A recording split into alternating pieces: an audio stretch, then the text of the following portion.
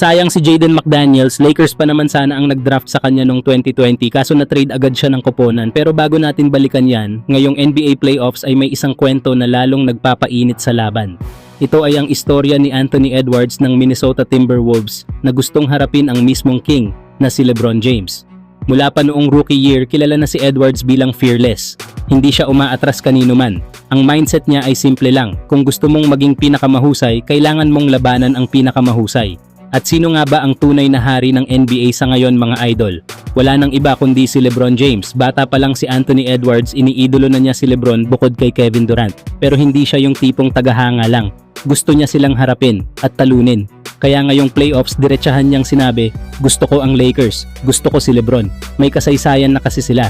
Noong 2023 sa play-in tournament, natalo ng Lakers ang Timberwolves. Para kay Edwards, hindi pa tapos ang laban. Para sa kanya, hindi sapat ang maging magaling lang. Kailangan mong harapin ang pinakamagaling dahil kapag natalo mo si LeBron, saka ka palang tunay na lehitimong superstar. Kaya ngayon, sa gitna ng playoffs, bata laban sa hari, ambisyon laban sa legacy, Anthony Edwards kontra LeBron James. Sino kaya ang tunay na magwawagi? Samantala, kilalanin naman natin si Jaden McDaniels ng Minnesota Timberwolves na dapat sana'y naging player ng Los Angeles Lakers. Ipinanganak si McDaniels noong September 29, taong 2000 sa Federal Way, Washington. Bata pa lang kasi ito ay litaw na ang potensyal niya sa basketball. Sa Federal Way High School nga ay naging isa siya sa mga top recruits sa buong bansa, kilala hindi lang sa opensa kundi lalo na sa kanyang depensa.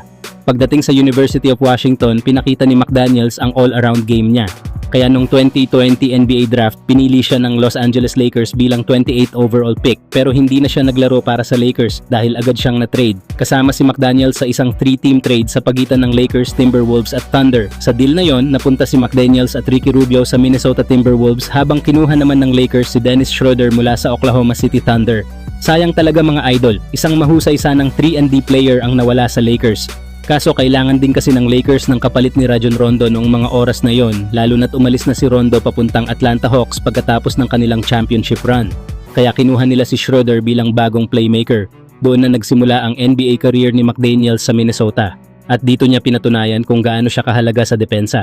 Ngayong 2024-2025 season, nag-a-average si McDaniels ng 10.5 points, 3.8 rebounds, 1.4 assists, at 1 steal per game.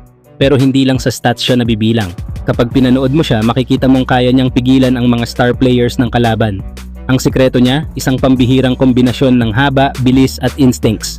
Sa taas niyang 6'9" na may malapad na wingspan, kaya niyang bantayan mula point guard hanggang power forward. Hindi lang siya basta shot blocker, marunong siyang gumamit ng tamang positioning at footwork para pigilan ang kahit sinong scorer. Malakas ang lateral movement niya, kaya niyang sumabay sa mga slasher. At dahil sa focus niya sa laro, bihira siyang malinlang kahit anong fake moves. Hindi siya umaasa lang sa athleticism. Ginagamit niya ang utak niya para basahin ang bawat galaw ng kalaban. Kaya siya hinahangaan, dahil consistent siya, matalino at natural ang talento sa depensa. Habang tumatagal ang karera niya, mas lalo pa siyang nagiging elite defender na kayang maging defensive anchor ng kahit anong team.